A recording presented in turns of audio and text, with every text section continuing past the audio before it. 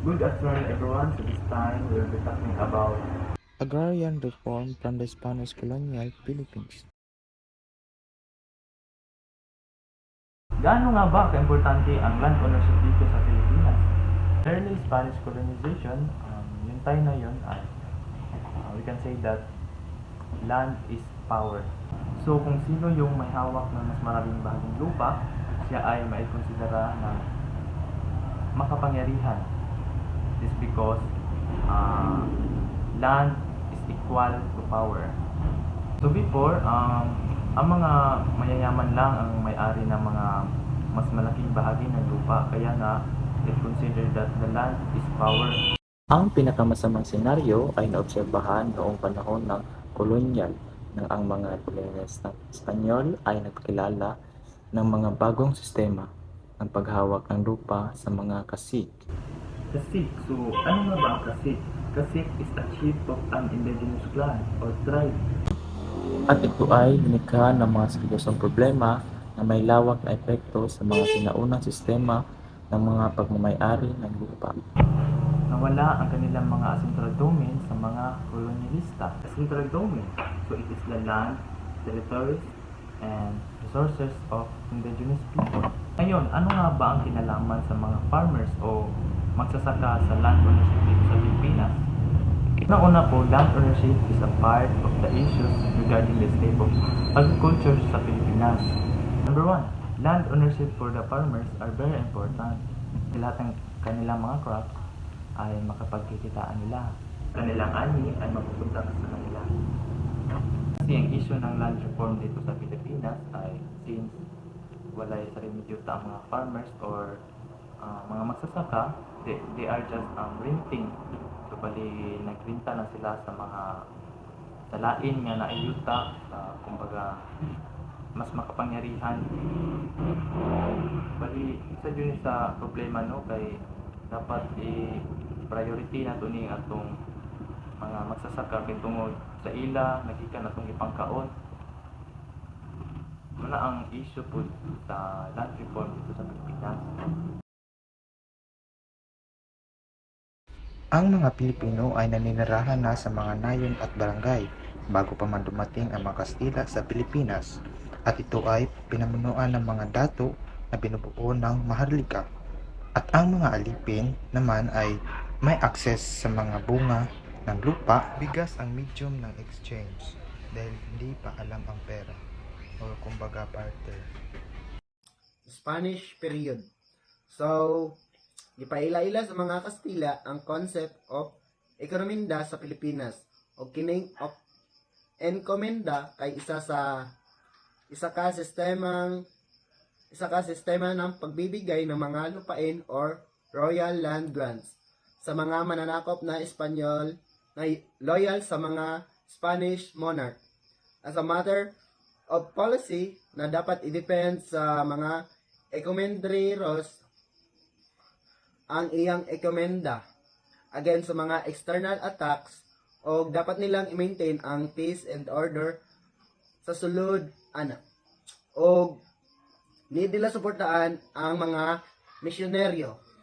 Ang ekomendero kay gihatagan og rights na mangolekta og tribute or buwis gikan sa mga katutubo o Indio. Og sugod giabuso na nila giabuso na sa mga ekonomendero ang ilang power in sa ilahang pamaagi.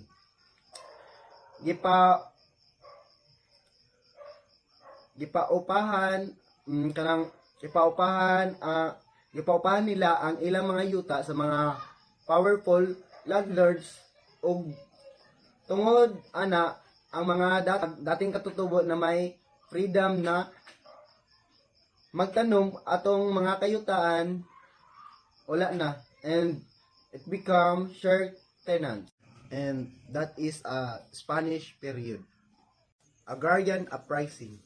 Agrarian dissatisfaction and taxation were both factors in the revolt of the Filipino people during the Spanish era. Between 1745 and 1746, The Agrarian uprising occurred in Bulacan, Laguna, and Batangas. Dahil ang bayan ng Lian at Nasugbo sa Batangas ang pinangyarihan ng pag-aalsa. Nagalit ang mga katutubong may-ari ng lupa sa pag-agaw ng mga reliyosong organisasyong Katoliko sa kanilang ari-arian at hiniling na ibalik ito. But because of the Spanish price refused, nagkaroon ng mga kaguluhan. Malawakang pagnanakaw sa kumbento at pagsunog ng mga simbahan at sakahan. Upang wakasan ang kaguluhan, nagpadala ng mga tropa mula Maynila patungong Batangas. Ang labanan ay madugo at ang mga sumuko ay pinatawad. Other towns in the nearby provinces, including Binan, Imus, Silang, Kawit Bacoor, San Mateo, Taguig, Parañaque, and Hagonoy felt the effects of the revolt. King Philip VI became aware of the agricultural issues and assigned Oidor Pedro Calderon Enriquez, a judge of royal audiencias and chancellerías, to look into allegations made against the religious orders and determine the legitimacy of their property titles.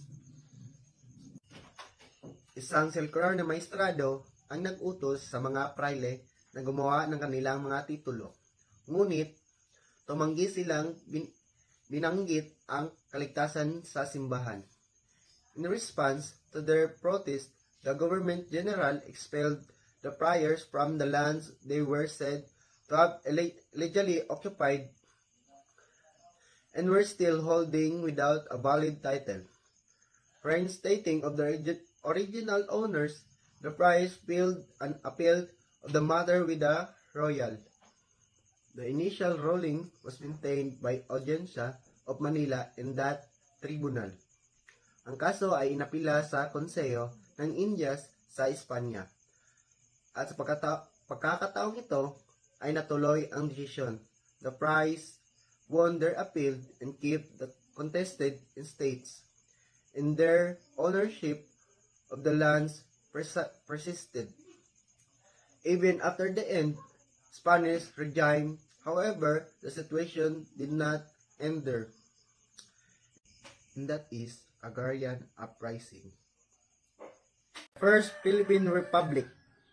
So, the First Philippine Republic was established on January 23, 1899 at Barasoain Church in Malolos, Bulacan. Diraan nag-oath-taking si Aguinaldo sa altar. He took the oath of office as a leader of First Republic. Tapos, mauni iyang kanang morag iyang ingon ana nga adlaw. Great is the day, glorious is this day, and forever memorable this moment in which our beloved people arise to the joy and independence. So that is a First Philippine Republic. American period 1898 to 1935. During the American era, there's a lot of important regulations were passed. Nilimitahan ng isang batas ng Pilipinas noong 1902 ang mga pribadong ektarya sa 16 ka-ektarya ng korporasyon sa 1,024 na ektarya. So that, ang wastong pagrerehistro ng titulo gamit ang torrent system ay binuang posible ng Land Registration Act 1902 Act No. 496. Ang Pilipinas nagsimula ng homestead system sa pamamagitan ng Public Lands Act of 1903, ang Lease Act of 1933 na kilala rin bilang Act 4054 at 4113 ay kinokontrol ng 50-50 ng dibusyon ng lupang palay at tubo sa pagitan ng mga pangungupahan at mga may-ari. Because property owners might not have been identified, the Land Registration Act of 1902 did not entirely resolve the issue of land registration under the torrent system. Commonwealth period 1935 to 1942. President Manuel L. Quezon promoted the social justice movement during this time. planned to stop the Central Luzon's escalating civil unrest. Mahalagang gawa ang mga sumusunod na gawa ay pinasa sa panahon ng Commonwealth. Ang 1935 Constitution na idinisenyo upang itaguyod ang katarungang panlipunan upang matiyak ang kagalingan at pinansyal ng seguridad ng lahat ay dapat maging isang pambansang reserbasyon. Commonwealth Act No. 461-1937 ay nagbigay ng mga batayan para sa pagpapaalis ng mga nangungupahan at Commonwealth Act No. 178, pagsusubog ng Rice List Law BLG 4045. Good day, everyone. Japanese occupation during the Second World War that started in Europe in 1939. In the Pacific in Central Luzon, the Hukbalahab was composed of peasants and workers who took up arms against the Japanese forces.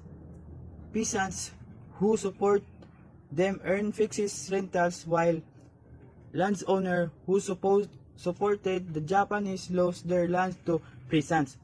But this was short-lived because it ended with the end of World War II.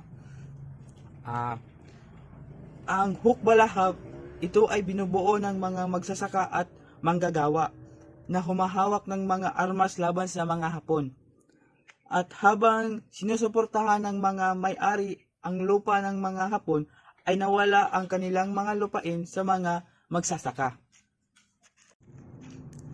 The problem of land tenure in the Philippines remained even after the Philippines independence in 1946. To address the problem, the Philippines Congress revised the Tennessee Law. Ang problema ng pagmamay-ari ng lupa ay nanatili pa rin problema kahit na matapos na ang kalayaan noong 1946. At para masolusyonan ang problema, binago ng Kongreso ng Pilipinas ang batas ng pangungupahan. President Manuel L. Rojas, 1946-1948. During the Rojas administration, the following laws were enacted. Republic Act No. 34, which established the 1730 sharing agreement and regulated the sharing tendency. Contracts Republic Act No. 55, which provide of a more effective safeguard against arbitrary ejectment of tenants. Sa panahon na administrasyon ni Rojas, may batas na pinahunukhala. Republic Act 34 na nagtatag ng 730 sharing agreement at kinukontrol ng sharing tendency. Contracts Republic Act No. 555 na nagtadhana para sa isang mas mabisang laban sa di makatarungang pagpapaalis ng mga nangungupahan. Order number 355 issued on October 23, 1950 by former Vice President Elpidio Quirino, creating the Land Settlement and Development Corporation and dissolving the National Land Settlement Administration and the Rice and Corn Production Administration and the Machinery and Equipment Department of the National Development Company. It is to facilitate the acquisition, settlement, and cultivating of agricultural lands to afford opportunity to landless tenants and small farmers. This includes high farm income and yield, improved land tenure, access to market and credit, and reduction of poverty incidence among farmer beneficiaries. The Agrarian Reform under President Ramon Magsaysay. In Ramon Magsaysay, the world lost one of the greatest democrats that Asia has yet produced, too ridiculed by some for being a country bumpkin. His tremendous compassion for the needs of people around him and his utter dedication to the service of his nation revived hope in a time of despair and inspired other men in the government to a new level of administrative activity unknown before in the Philippines, largely to stimulate the movement of Central Luzon tenants to Mindanao and other underpopulated regions. The government has for many years organized agricultural colonies The agency in charge of this program when Magsaysay came to power was the Land Settlement and Development Corporation or LASIDECO. In 1950, it had taken over the colonies started by the National Land Settlement Administration before the war and the mechanized rice growing project of the Rice Corn Production Administration. It undertook very few new projects of its own, partly because it received no new appropriation and partly because some of its employees were too busy making money for themselves by selling corporation machinery to be able to devote much time to the business of land settlement. Thus, Magsaysay recommended in his first State of the Nation address to Congress the abolition of LASIDECO and the new creation of a new agency. The Republic Act 1160, adopted in June 1954, established the National Resettlement and Rehabilitation Administration or NARA and authorized for its use 5 million pesos for first fiscal year and 8 million each year thereafter, only 3,750,000 pesos. However, was actually released for expenditure and fiscal year 1955. Nearly a quarter of this had to be used to pay all debts, mainly back wages of LASIDECO. Approximately 60% of the remainder went direct and indirect aid settlers. Since LASIDECO left its financial records in a tangled mess, and since number of its employees were Liberal Party political appointees who were not retained, NARA's first year of operation was largely taken up with establishing a working organization through NARA may have claimed too many beneficial effect of its failure within the frame of reference in which it was planned. It made the ownership of 10-hectare plot of land of Mindanao a reality for several thousand families and a real alternative for thousands more who, even though they did not choose that alternative, were given new hope by the thought. Thus some who proposed that NARA funds would have opened more public lands to settlement if they had been allotted to the Bureau of Lands, Bureau of Public Highways, and Bureau of Agricultural Extension for services and pioneers, are economically correct but have overlooked this psychological effect of NARA program and its political consequences. The Agricultural Tenancy Act of the Philippines, Republic Act number 1199, an act to govern the relationship between landholders and tenants of agricultural lands. The act is divided into 4 parts. First is general provision, second, the share system, the third, the leasehold tenancy, and the last is security of tenure. The Republic Act number 1400, Land Reform Act 1955, created the Land Tenure Administration (LTA), which was responsible for acquisition and distribution of large tenant rice corn lands and 200 hectares for individuals and 600 hectares for corporation land tenures. Administration involves the retribution of government and private agricultural lands to landless farmers and farm workers. It secures farmers' tenure, promotes social equity, and provide them with necessary productive resource needed to ensure their economic viability and productivity. Executive Order number 129, designating the Agricultural Credit and Corporation Financing Administration or ACCFA, an act to establish an agricultural credit and corporation financing system to assist small farmers in securing liberal credit and to promote the effective groupings of the farmer into cooperative association to enable them to market efficiently their agricultural commodities and to place agricultural on basis of economic equality with other industries and for other purposes. President Carlos P. Garcia, 1957 to 1961, who succeeded the presidency after the death of President Ramon Magsaysay, continued the program. Si President Carlos Garcia ang presidente noong 1957 hanggang 1961. Nalampasan niya magpangulo pagkatapos mamatay si President Magsaysay ay pinatuloy niya ang programa. President Diosdado Macapagal, 1961 to 1965. Enact Republic Act number 3844 of August 8, 1963, Agricultural Land Reform Code. The abolish share tenancy, institutionalize leasehold, set retention limit at 75 hectares and vested rights of preemption and redemption. for tenant farmers provided for an administrative machinery for implementation, institutionalized a judicial system of agrarian cases, incorporated extension marketing and supervised credit system of services or farmer beneficiaries. Si President Diosdado Macapagal 1961 to 1965 ay pinatibay niya ang Republic Act number 3844 ng Agosto 8, 1963. Ang batas na ito ay agricultural 1965 to 1986, we all know that Ferdinand Marcos was one of the great former president in the history of Philippines. He and Agrarians has a strong relationship. He created a law to Agrarians and gave them 7 hectares land. It strengthened the position of farmers and expanded the scope of agrarian reform. And in 1986 to 1992, President Corazon C. Aquino promoted comprehensive rural development and agrarian reform. She declared full and land ownership to qualified farmer beneficiaries. She provided a special fund and gave initial amount of worth 50 million pesos.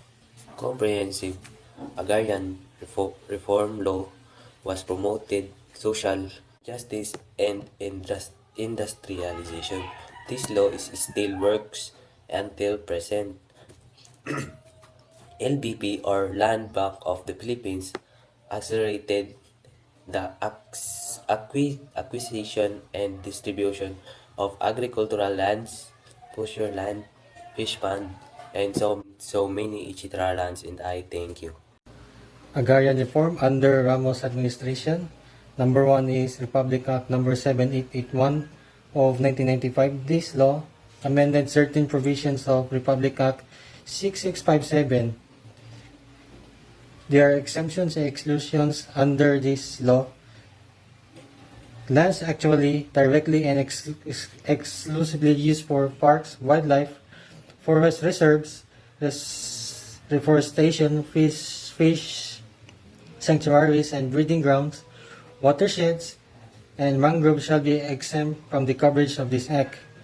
Private lands actually directly and exclusively used for prawn farms and fish ponds shall be exempt for the coverage of this act, provided that said prawn farms and fish ponds have not been distributed and certificate of land ownership award or CLOA used to agrarian reform beneficiaries under the comprehensive agrarian reform program.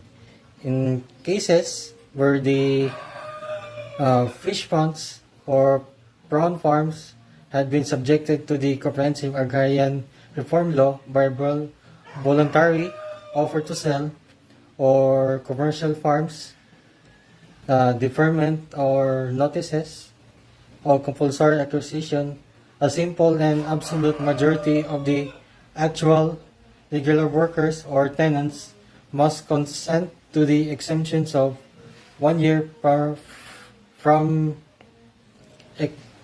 effectivity of this act. When the workers or tenants do not agree to this exemption, the fish funds or prawn farms shall be distributed collectively to the worker beneficiaries or tenants who shall form a cooperative or association to merge at the same time.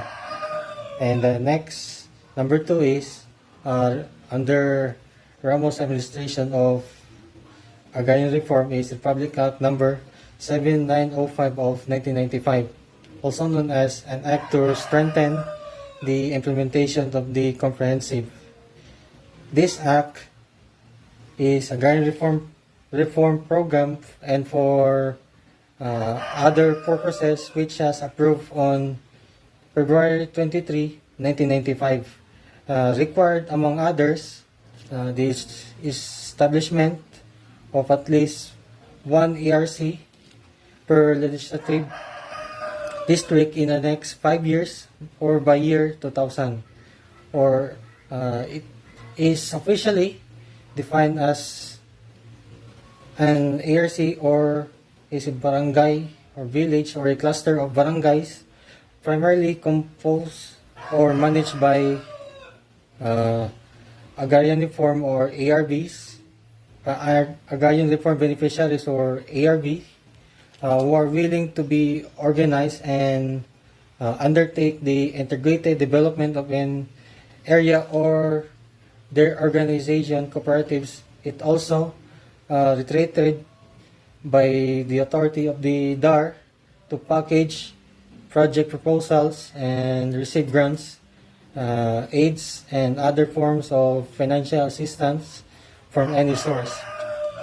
Next is Executive Order number 363 of 1997. This EU order limits the type of lands may be converted by setting conditions under which limits the type of lands that may be converted by setting conditions under which specific categories of agricultural land are either absolutely non-negotiable for conversion or highly restricted for conversion. Next Republic Act number 8435 of 1997, also known as Agriculture and Fisheries Modernization Act or AFMA. This act is underlying principle behind this policy is to improve the living conditions of farmers and fisher folk and increase their productivity amidst the growing needs of the markets, whether local and abroad. Most of the people depending on agriculture have small land holdings and or are landless, making a living out of agriculture alone very difficult. Their attention had been narrowly focused on primary production. However, even with high farm productivity, incomes remain low without the complementary supporting economic activities beyond the farm. In general, AFMA aims to transform the agriculture and fishery sectors to technology-based, advanced, and competitive industry. Ensure that the small farmers and fisher folk have equal access to assets, resources,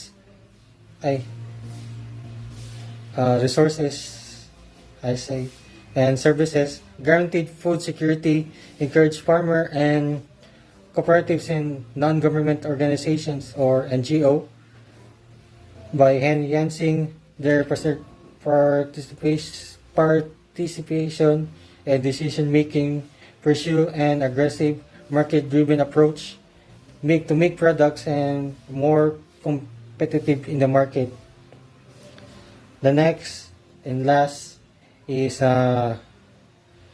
Republic Act number 8532 of 1998, also known as this act is to strengthen further the Comprehensive Agrarian Reform Program or CARP by providing argumentation fund,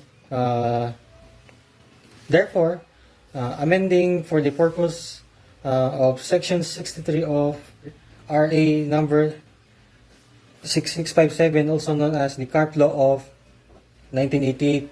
This law, an additional 50 billion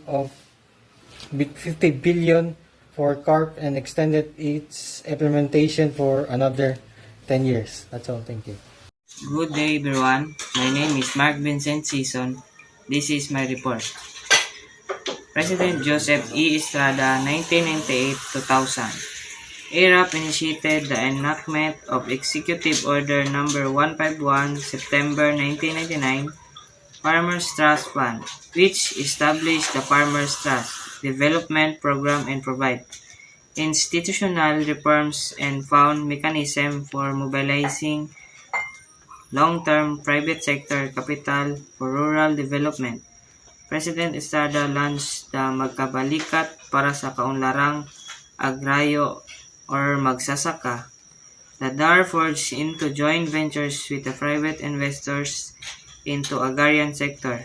The Agrikulturang Makamasa was also launched that achieved an output growth of 6%, which lowered the inflation rate from 11% in January 1999 to just a little over 3% by number of the same year. This was a record high of that time. Smile. Si Ginoong Estrada naglingkod siya bilang ikalabing tatlong Pangulo ng Pilipinas mula 1992 hanggang 2001 ang ika-siyam na pangalawang Pangulo ng Pilipinas. Mula 1992 hanggang 1998 at ang ikadalamput isang alkalde ng lungsod ng Manila ang kabisera ng bansa mula 2013 hanggang 2019.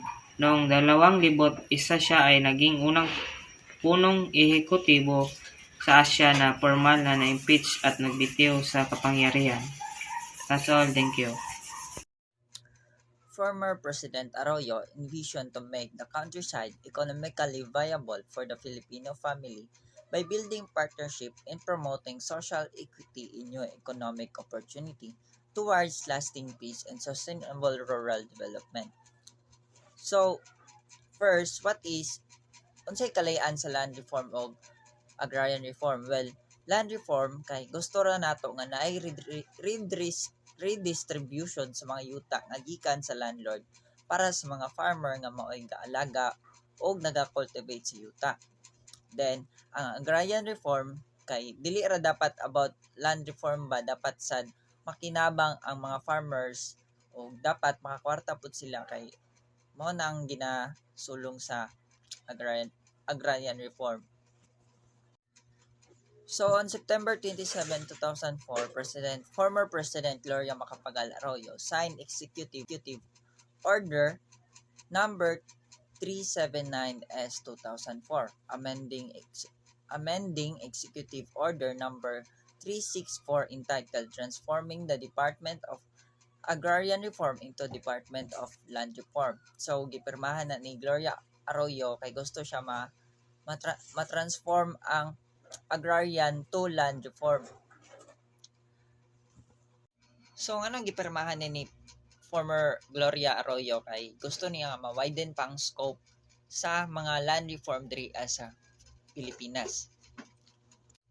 Number 2, Memorandum Circular number 4, Series of 2003, operationalize the development of kapit-bisig laban sa kahirapan agrarian reform zones known as Kalahi R Zone.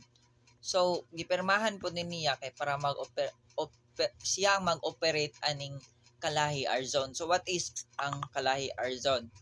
Kalahi R Zone kay sub-provincial area comprising of one or more municipalities with critical mass of agrarian reform beneficiary in farming household. So mo nang gusto ni former President Gloria Macapagal Arroyo nga siya nang mag-operationalize aning ang Kalahi R Zone. 3.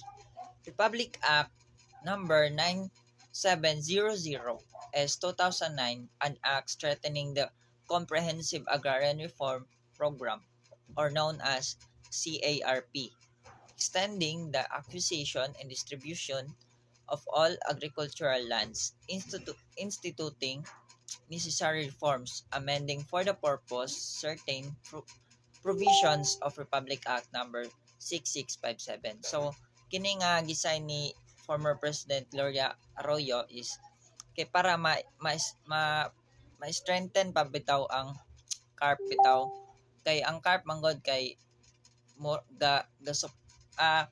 covered all public and private agricultural lands regardless of the crops planted. So mo nang gipirmahan ni Gloria Macapagal Arroyo. President Benigno Simeon Cojuangco Aquino III on 2010 and 2016. Sa panahon ni Aquino ay tinatag ang Safe Agrarian Reform Alliance or SARA. Ito ay isang network ng mga pambansang grupo para sa mga magsasaka, kababaihan sa kanayunan or non-government organization at agrarian reform beneficiaries na nagtataguyod ng mabilis, masinsinan at makabuluhan at patas na pagpapatupad ng agrarian reform sa buong bansa. Sa ilalim ng kanyang administrasyon, ang Agrarian Reform Community Connectivity and Economic Support Services na proyekto ay nilikha upang mag-ambag sa kabuuang layunin ng rural poverty reduction lalo na sa agrarian reform areas. Maliban sa mga hakbangin na ito, nagpatupad din si Aquino ng Executive Order No. 26 Series of 2011 para atasan ang Department of Agriculture, Department of Environment and Natural Resources, Department of Agrarian Reform Convergence Initiative na bumuo ng National Greening Program sa pakikipagtulungan sa iba pang pag-ahensya ng gobyerno. President Rodrigo Roa Duterte. Sa ilalim ng kanyang pamumuno, nais ng Pangulo na ipagpatuloy ang isang agresibo na programa sa reforma ng lupa na makatutulong sa pagpapagal ng buhay ng mga mahihirap na magsasaka na Pilipino. Sa pamamagitan ng pagbibigay prioridad sa pagbibigay ng mga serbisyong pangsuporta kasabay ng pamamahagi ng lupa. Plano ni Duterte na ilagay ang halos lahat ng pampublikong lupain sa kabilang ang mga reserbang militar sa ilalim ng Agrarian Reform. Inilagay din ng Pangulong Duterte ang 400 hektarya ng mga lupang pang-agrikultura sa Boracay sa ilalim ng CARP. Sa ilalim ng kanyang administrasyon, lumikha ang DAR ng Anti-Corruption Task Force para imbestigahan at pangasiwaan ang mga ulat sa umano'y maanumalyang aktibidad ng mga opisyal at empleyado ng departamento. Ang departamento ay nagsusumikap din ng Oplan Zero Backlog sa pagresolba ng mga kaso kaugnay ng pagbibigay ng hustisyang pang-agraryo ng programa sa reformang agraryo upang mapabilis ang pagpapatupad ng CARP.